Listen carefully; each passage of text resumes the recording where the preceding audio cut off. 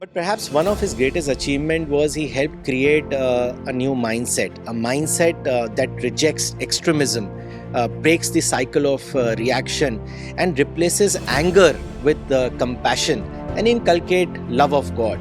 He taught that the biggest jihad is not against others, but against one's own negativity. His central message was that peace is not part of Islam, peace is Islam.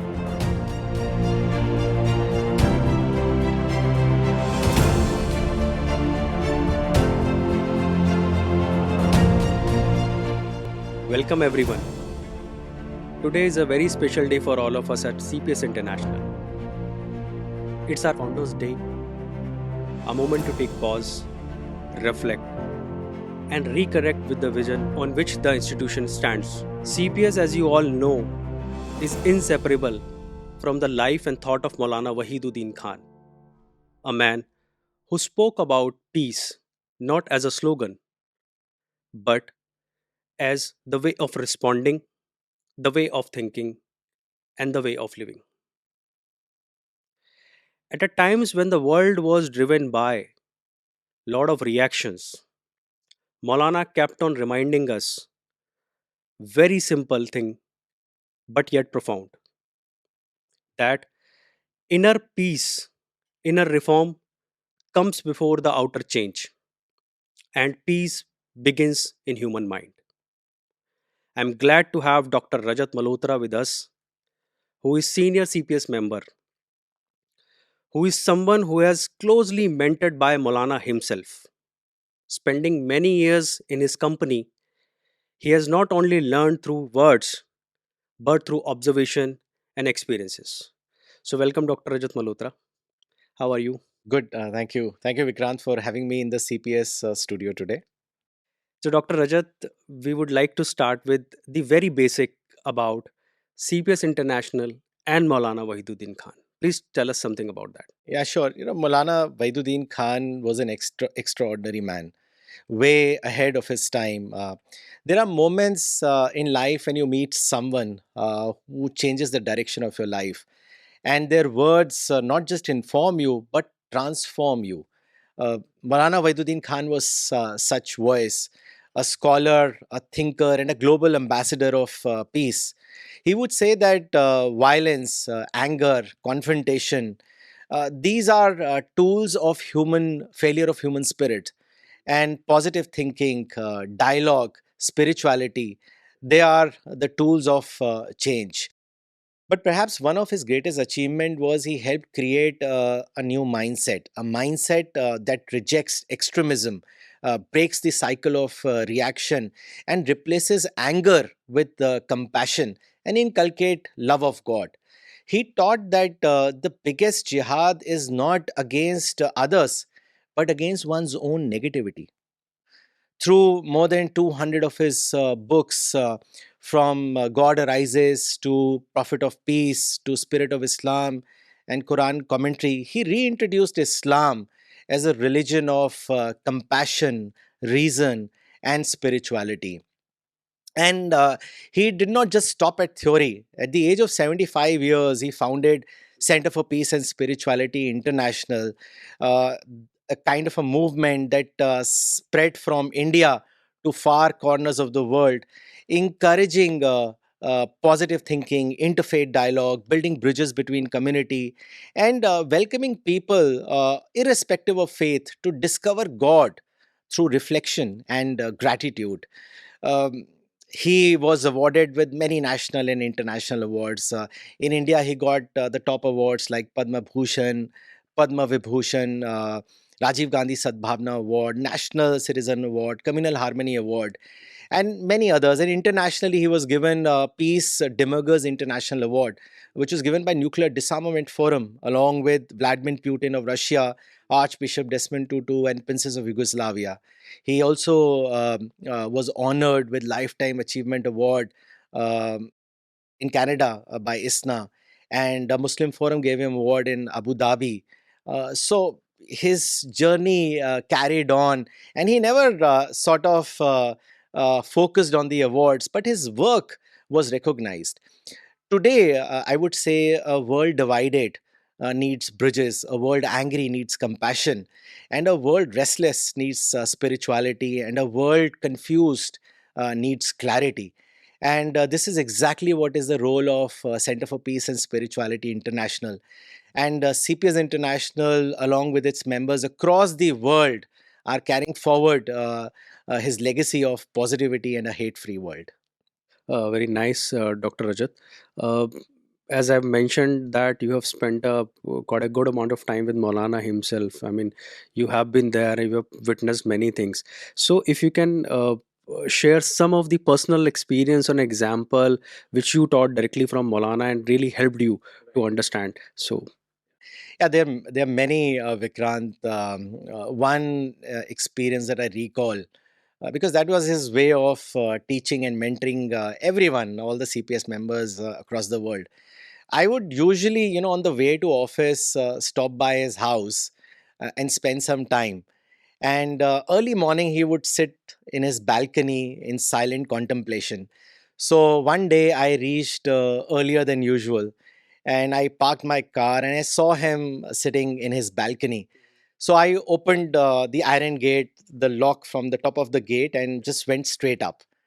And the moment he saw me, the first preface, without any other thing, he said that you lack the spirit of status quoism. Now, Maulana Wahiduddin Khan was a big believer in status quoism. To him, status quoism meant ability to accept the reality as it is without any emotional rebellion or inner resistance. So when he spoke those words that you lack the spirit of status quoism, um, I thought that something in me has faltered and I'm about to receive a lifelong lesson. And then he began. He said that when you entered the house, you opened the iron gate, but you didn't close it. And I was like amazed that how does he know? Because I recalled that yes, I did leave the gate open. So he said that I heard the sound of the lock opening, but I didn't hear the sound of the lock closing. He was so alert. And then he added, he said that this is also part of social ethics. A believer does not disturb the order. And I realized that status quoism is not just about social ethics or a peace strategy, it is also a spiritual discipline. A believer is one who doesn't create disorder. So it is about learning the fact that a spiritual discipline requires you to be alert, to be attentive, and not disturb order internally or externally. Leaving the gate open is easy, but to preserve the order requires awareness. And awareness is the first step towards God consciousness. very, very nice example you have shared and very relatable, to understand what is status quoism all about. So, Dr. Rajat, you mentioned that he has written more than 200 books. We have seen multiple audio video lectures of him, and multiple articles is being published now also in lot many newspapers or magazines. So I want to understand, and we want to know, like, what is the core central message of Maulana Wahiduddin Khan which he has given to the world. So if you can throw some light on that. Yeah, that's very important. His central message was that peace is not part of Islam. Peace is Islam. Whether he spoke about Quran or Prophet Muhammad or spirituality, one theme that would always return, which is violence doesn't build anything. Peace builds everything. Peace is that master key by which you can make life meaningful. Uh, Maulana Waiduddin Khan used to say that peace is the summum bonum, meaning it is the greatest good. Now, many people would argue that not peace, but freedom is summum bonum. But he would say that freedom cannot be summum bonum because unlimited freedom leads to chaos, to anarchy, and it would stall progress both spiritually and materially. Whereas if you take the case of peace, peace and progress are directly proportional. If there is more peace, there will be more progress. So his idea of peace was very unique in the sense that he was able to pinpoint the pain point that world was not able to identify with respect to peace and dialogue.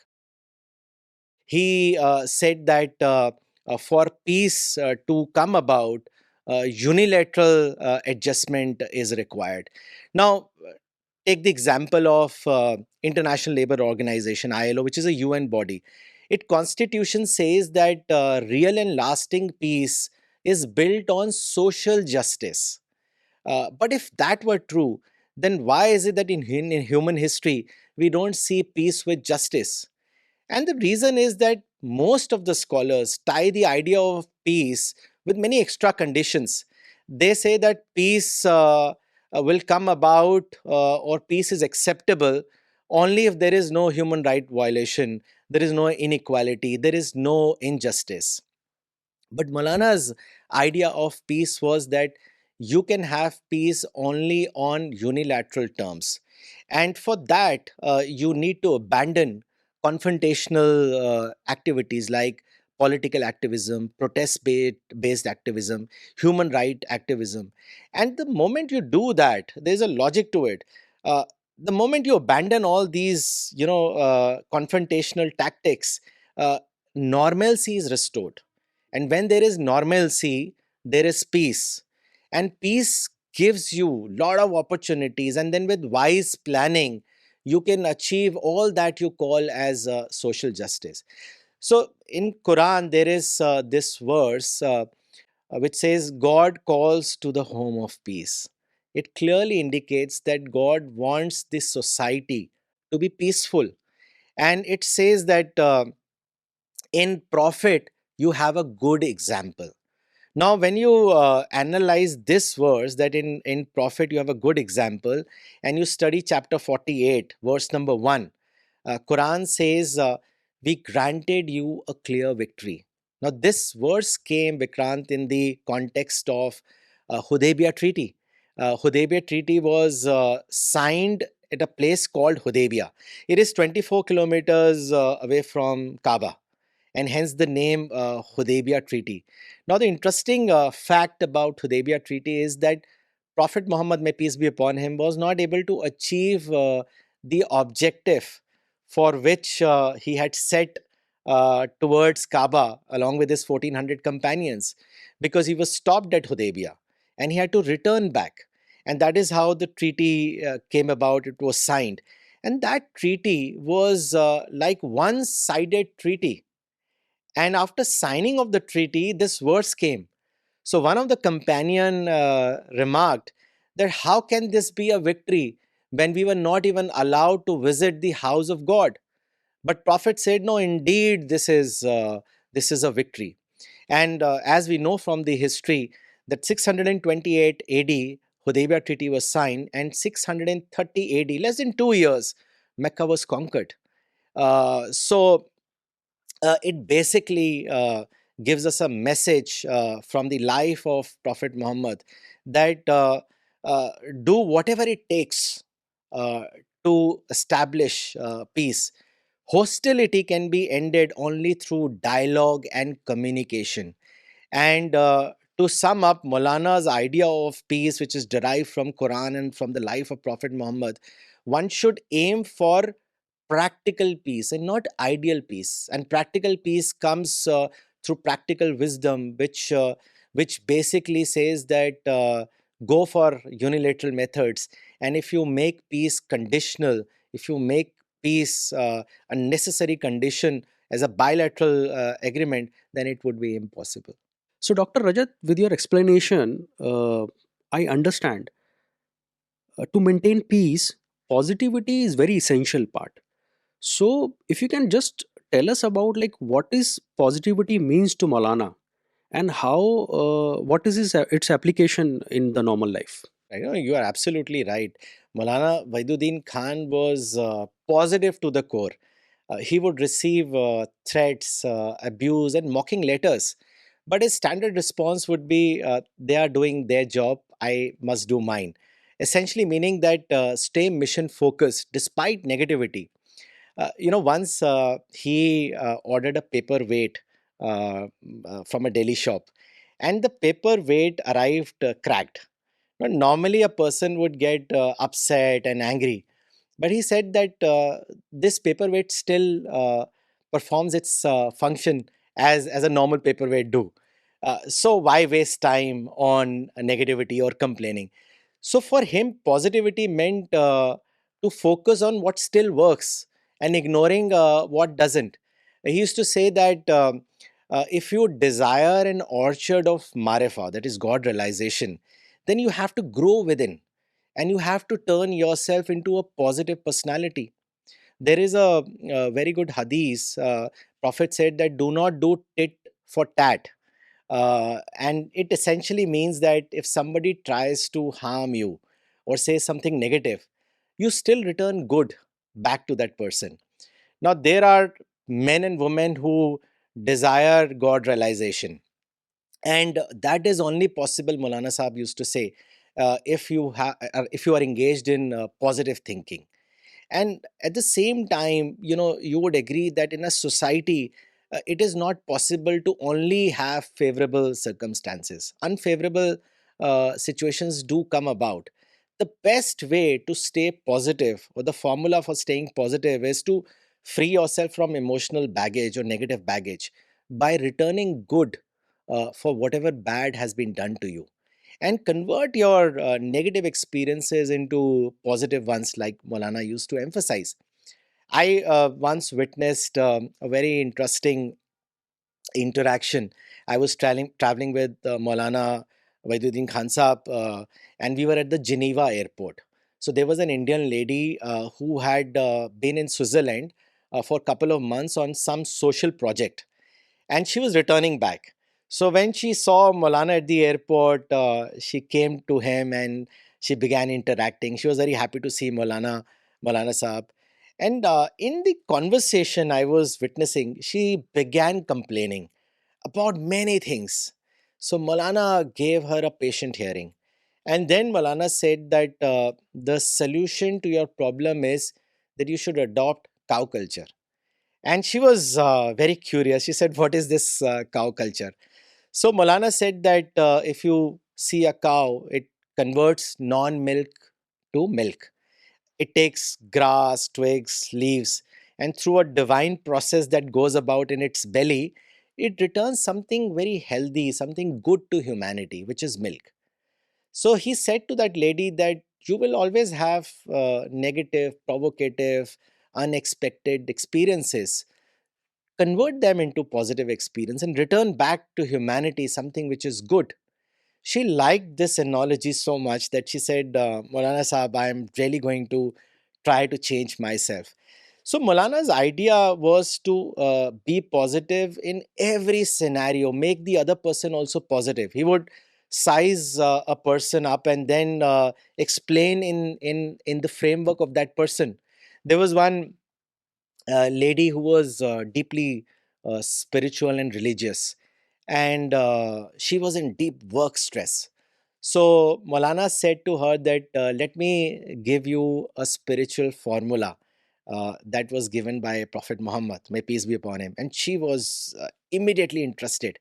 So Maulana said that Prophet once narrated that even waiting for a better tomorrow is worship.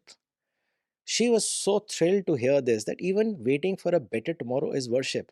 And then Malana said that if you make your mind always positive, save yourself from negativity, your mind will never age. And if a person is positive, then that person is able to enhance his or her skills. And a skillful person is the most sought after person in the corporate world. But if you are negative, then you diminish your abilities. So it is very important that you stay positive all the time. Yes, so training of mind is very essential, very important. Oh, absolutely. Malana used to say that people understand and focus only on professional training programs. But what is more important, or the most important, is that you train your mind towards positive thinking, because success comes about only if you are positive in life. Remember that Satan tries to wrap a human behavior with the negativity. He tries to showcase to everyone that what he doesn't have, instead of focusing on what one has. So his attempt always is to magnify the negativity by telling the person that he is lacking in so many ways. And he magnifies to such an extent that the person ignores all the positive acts till that person becomes ungrateful. So, the moment one is beset by negativity, that person should alert himself that these are the whispers of the Satan who's trying to convert you negative. And remember, the creator of this universe, the creator of this world, himself is a positive being. He loves positivity, and positivity is the only way you can achieve success in life. Absolutely, I think it really helps to understand the essential part of the positivity and the training of a mindset. Like the way you mentioned about the negativity, negativity is the root cause of hatred and anger. Yes. And actually, it also helped me to move to my next question, which is very important in the world of reactions. So Maulana was often is being heard of, talking about the confrontation and the non-confrontation approach. So why he was opposing so much of confrontation, arguments, and debates? If you can throw some light on it. Oh, he was all for dialogue. Throughout his life, his writings, his interactions were shaped by one principle: do not choose confrontation, choose dialogue. Confrontation, he would say, closes a mind, and dialogue opens it. Confrontation actually leads to blindness, because when confrontation begins, it leads to violence, and violence brings about killing of innocent people. There's a very important verse in the Quran where it says that beware, affliction will not smite exclusively those among you who have done wrong. It's an amazing verse. In a way, it is saying that do not initiate confrontation, but if you do so, then do not blame later that why are innocent being killed along with the guilty. Prophet Muhammad said something very important in this regard. He said that evil is lying asleep. Curse of God is upon the one who awakens it. It actually means that evil is always present in the world. So one should do utmost to avoid the ill effects of that evil. And the beginner is the one who is responsible for its aftermath. And one important thing to understand is that whenever there is confrontation, it's always the weaker party that suffers the most.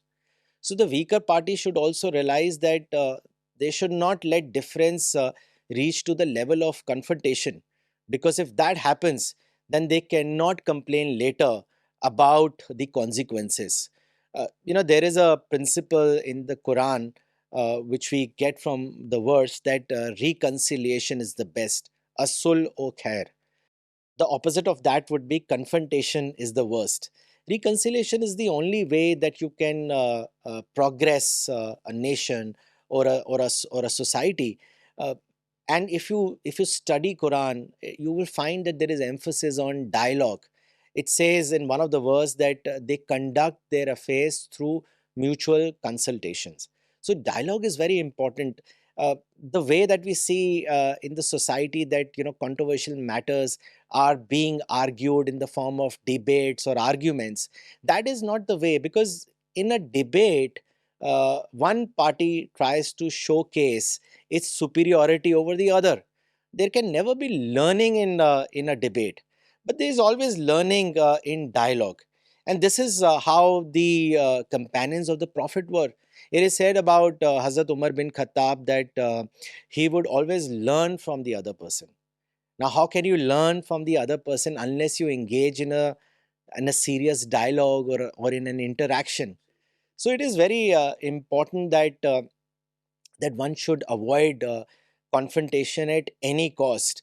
Look at the example of Hudaybiyah Treaty. We discussed about it, but do you know that there was a point when, while the treaty was signed, a confrontational point arose, And it was when the treaty was being drawn and it was to be signed.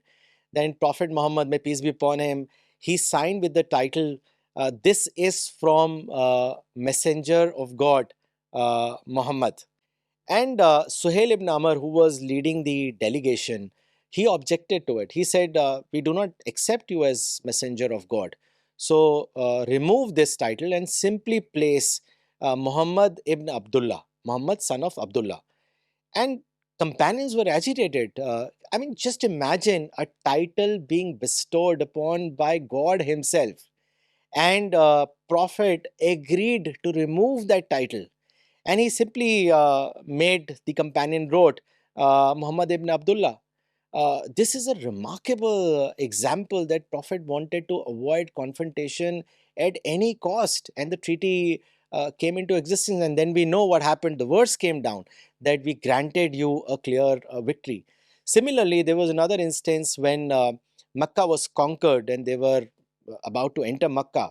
One of the companions said that today is the day of revenge, but Prophet said, no, today is the day of mercy. And he said that there is no blame on you. You all are forgiven. 20 years of persecution, Prophet completely forgave all his opponents. Historians have written that Mecca was conquered without bloodshed. And Maulana Wahiduddin Khan said that this is one of the greatest example in human history about peace, and it just showcases that Prophet was not out there to conquer lands but to reform hearts. Yeah, beautifully you explained about the value and the importance of Hudaybiyah Treaty and how people behave and reacted.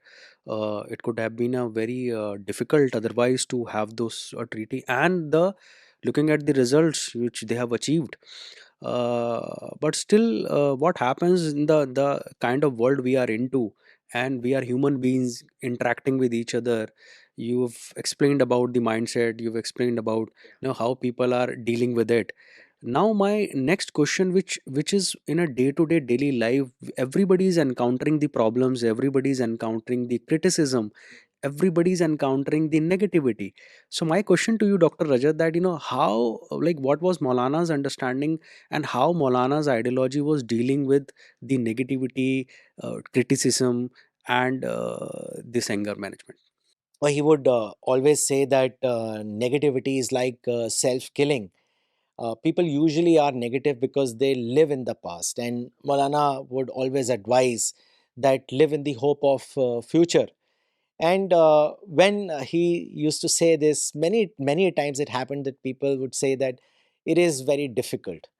But he would respond by saying that what you consider difficult is the only workable solution. And what you actually consider difficult is a relative term, because what you really need to do is learn the art of problem management. Once you learn that art, then difficulty doesn't remain a kind of difficulty. So he would say that what you really need to do is manage things at your mind level. And once you are able to manage your response, you will be able to manage the situation. And on criticism, he would say that if criticism is good, accept it. But if criticism is false, then reject it. There's a very interesting thing that he said about humility. He said that one way to find whether you are humble or not is when someone praises you, and if that doesn't pleases you, and if someone criticizes you and that doesn't offend you, then you are really a humble person. So criticism is an essential part in your life. He would always and always emphasize that don't be negative, don't give negative reaction at any cost. There's one incident that he has often narrated about, the incident of Taif, when Hazrat Aisha asked Prophet Muhammad, may peace be upon him, that which has been the hardest day in your life. Prophet didn't say Battle of Badr or Battle of Uhud. He said the hardest day for me was the day of Taif. Imagine Mecca was inhospitable, and Prophet walked 70 miles to the town of Taif seeking support of the three tribal chiefs. And for what? Not for any business plan or personal interest. He went there to bring to them a message of one God, a message of equality, brotherhood. Basically, he brought to them a message of eternal goodness. But what happened? Not only they rejected the message, they wounded him. The street urchins stoned him so badly that he profusely bled in his feet. And even in that state, he prayed, he made dua. And as we know from the scriptures that the angel descended, angel Jibril descended along with the angel of mountain. And the angel of mountain said that, allow me, and I will collide the two mountains overseeing the town of Taif and crush the people to death. Still bleeding, he said, no. I pray that their future generations would believe in God and would work for his cause. It is really amazing. It is as if the entire city of Taif is like a living witness in human history and silently talking to humanity that look at me, I exist, and my people flourish and exist because Prophet chose mercy over anger, forgiveness over revenge. So respond in the similar way to humanity as the Prophet did, with patience, with forgiveness, and the hope of future. The important lesson that this demonstrate to us is that one should always look at opportunities that are present, or future possibilities, future opportunities. One should do wise planning not on the basis of what transpired in the past, but what can unfold in the future. And this is the secret of emotional maturity. Do your best and leave the rest to God. Very beautifully explained, Dr. Rajat, about how to handle the conflict and criticism in this world. So we discussed. I mean, you have taken a lot many examples from Quran and the Hadith, from the Prophet's life. And Maulana himself has done the Quranic interpretation. He has done the commentary, right? And he also has written a book called Quranic Wisdom. So I want to understand from you, like, what is his thought and vision of Quranic wisdom and its application in daily life? Yeah. Maulana Wahiduddin Khan said that Quran is not a book of rituals, it's a book of wisdom. And spirituality is the heart of Quranic wisdom. Quran helps us in developing a God conscious personality, humility, gratitude, moral excellence. And with this inner reforms, we can do external reforms. So, Quranic wisdom helps in dealing with the modern world. And Manana said that Quranic wisdom matches perfectly with democracy, freedom, global communication, peaceful existence.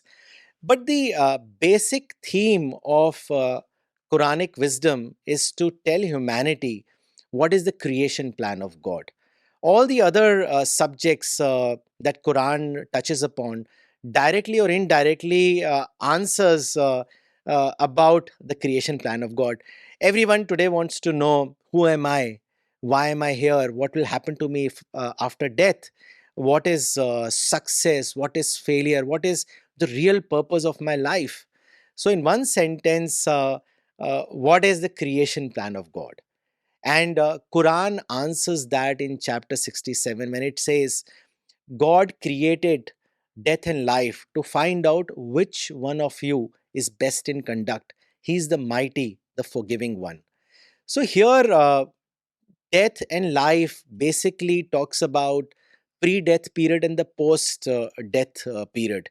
It covers the entire lifespan of a human soul. And God has basically created this entire humanity as a test. And before creating the humanity, he created an ideal world which is completely free from any defect and any evil. And to settle people in that eternal world, he has created this world as a selective ground. It is not something very mysterious or difficult to understand. uh, it rather gives hope to humanity. because when we look at this world, there is pain, there is sorrow, there is unwanted situation. And with this creation plan, it gives hope to humanity that all of this is temporary, and God wants us to settle in a world which is a perfect abode, which is an ideal world. And this is exactly what we should aim for in this world. So whatever problems, provocations, grief, loneliness that we witness, these are all part of test and not permanent in nature. Now, to understand all this requires wisdom. And that is why in chapter 2, Quran says that whoever has been granted wisdom has been given abundant wealth. And Maulana Wahiduddin Khan said that when I studied Quran, I discovered the definition of wisdom. And it is basically the ability to sort the relevant from the irrelevant. When we look into the life of Prophet Muhammad, we find that he was truly a prophet of wisdom.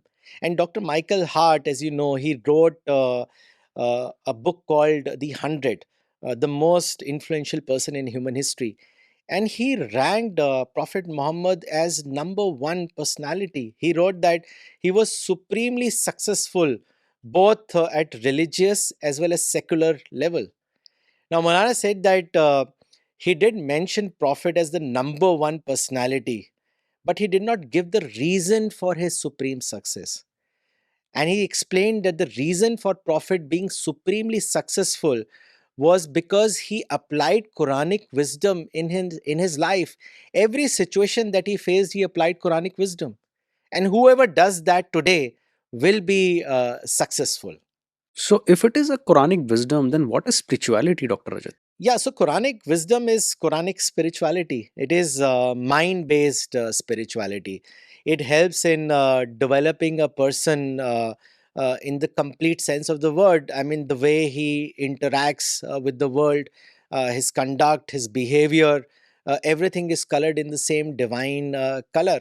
And he would be a believer at the workplace, he would be a believer in the marketplace, or while he is at home. So, Quranic spirituality helps you in converting daily experiences into lessons of wisdom. For example, Maulana would say that observe the daily phenomena. Like, for example, he talked about ant culture. Now, we see ants in our daily life, but he gave it a term ant culture, adopt ant culture. When you look at ant walking towards a heap mixed with salt and sweet, salt or sugar, what would ant do? It would simply approach the heap, retrieve the granules of sugar, and come back to its nest. So, in the same way, the message that the ant culture is giving, that this world is a mixture of negatives and positives. What you need to do is ignore what is undesirable and take what is desirable. Just like an ant ignores the salt and takes what it desires, which is sugar. So, in this way, you will be able to derive nectar of wisdom through daily experiences. Thank you, Dr. Rajat, for helping us understand the Quranic wisdom and the spirituality. Uh, it often you will hear people saying or people reacting very emotionally when they deliver or talk in terms of a religion or Quran, right? So what happens is that we have been hearing people talking, but we don't understand the message. And you explained very well that it is at the level of a mind, not at the level of a heart. True. One has to understand that it's a mind based wisdom which someone has to extract, and it helps us, when we understand at the level of a mind, it will help us actually apply in our daily life. But when we say people are emotional about it, so I want to understand, like, what was Maulana's method of giving this God's message to the people, and why he has been emphasizing on wisdom over emotions. Right. He would always say that emotional speeches may excite you only for a moment, but the real transformation comes about through wisdom. And instead of stirring feelings, he focused on awakening one's mind. He would therefore guide people to reflect on nature, on universe, on purpose of life, and on signs of God spread around all of us. His approach was more individual based rather than crowd based. He would say that if an individual can be made to understand the importance of change, then eventually the collection of all these individuals will become the instrument of a broader change in the society. If you look at from the life of Prophet Muhammad, he did not bring about the change in the Arabian society through emotional speeches, but he awakened the moral consciousness. He converted his opponents to friends by not overpowering them, but by outwising them. So Molana said Prophet's approach was intellectual persuasion and not through any force or emotional speeches. Uh, his journey, if you look at, he reached out to the world through every possible means, through books, articles, social media, interfaith platforms, by way of which he conveyed the message of peace and spirituality to the whole world. CPS mission is a literature based mission that addresses the minds of people seeking answers to leading a successful life. It helps in making them spiritual. Molana believed that love of God is the main thing, and that can come about by awakening one's mind. He never advocated for conversion or forced belief. He said that the real thing is the inner change, which is converting your anger into compassion, your greed into contentment, and violence into peace. Beautifully explained, Dr. Rajat. And knowing the world which is so fast, and in the real change of technology, uh, and the positive mindset is required to handle many such things at one go, which comes to the last point and last question, like what is the real message, or what Maulana wanted to give a message to the youth, a new generation of this world? uh, Three words: education, education, and education. He was a great advocate of everyone focusing on education, and by education he did not just meant technical education. There are two types of education: formal education and informal education. So formal education is, of course, our degrees that we get through college and professional institutions that help us get a job. But he also emphasized on value system which comes about through families and spiritual centers. And he would tell every youth to not just focus on one aspect of education, but also the other aspect of the education, and become important citizen, global citizens. One thing that he at the same time also cautioned youth, which was to save themselves from distraction.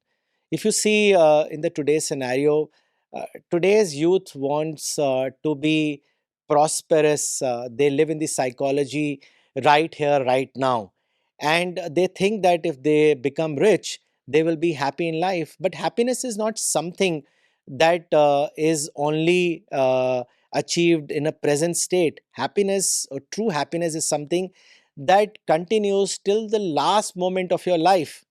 There is a very important verse where Quran says that greed for more and more took you away from remembrance of God till you reached your grave.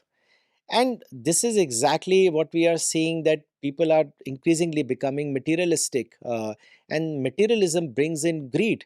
But important point to remember: Molana always emphasized that men and women are greater than money. What is really important is contentment. Peace is in contentment. And contentment doesn't mean that you're giving up on growth. It means growing without greed, striving without envy, and walking down your path without constant comparison. So this is a very important lesson that he gave to the youth. But another aspect that we are witnessing, and which is very alarming, is that today youths are increasingly seen in anxiety, in tension, in loneliness.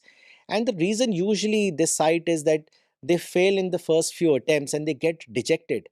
But Maulana Wahiduddin Khan said that failure is experience and it is not end of life. If you failed in the first few attempts, there are always options available. There is a very interesting and important example which we learn from the life of Sheryl Sandberg, who was the COO, Chief Operating Officer of Meta, earlier known as Facebook. She wrote a book titled Option B, and in that book she has related experiences. In 2015 she lost her husband, and 2 weeks after his death she was doing a father and child activity, and while doing that activity she cried out and said, "I want my husband Dave back." And a friend said to her that option A is not possible. So, in that book, she sent out a very strong message to everyone that many a times things are not in your control, and the options that you may want to have may no longer be available. Instead, go for option B. Loss doesn't mean end of everything. Sometimes loss reshapes your life. Today, Cheryl is a powerful voice on grief and on resilience. She's focusing now on philanthropy, on mentoring, and on public conversation that places empathy at the heart of leadership. Remember, Creator has kept us only for a limited time in this world. So we have two choices, one that ends with us and one that lives on. We should choose option that benefits generation even after we are gone. The lasting benefit comes about when we do something that benefits the next generation even after we are long gone. It is therefore important to live as a giver member of the society and not as a taker member. Prophet Muhammad rightfully said that a giving hand is better than the taking hand. Thank you, Dr. Rajat, for sharing deep insights and personal reflections. It was a good reminder on Maulana Wahiduddin Khan Saab's message of peace over provocation, positivity over negativity, wisdom over emotions. Let's conclude this conversation by carrying forward Maulana's legacy on peace, reflection, and purposeful living. Thank you, Vikrant.